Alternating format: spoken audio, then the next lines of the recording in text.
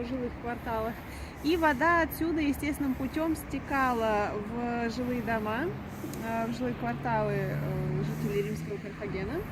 И питала термы императора Антонина Пия, которые располагались у самой кромки воды у залива Средиземного моря. Акведук этот строился, начало строительства 128 год нашей эры, заложил его император Адриан, закончил император Антонин Пий. В те времена Карфаген был очень крупным городом и по современным меркам. На рубеже 1-2 веков проживало в нем около 300 тысяч жителей. И естественно, что такому немаленькому населению нужно было постоянное обеспечение пресной водой.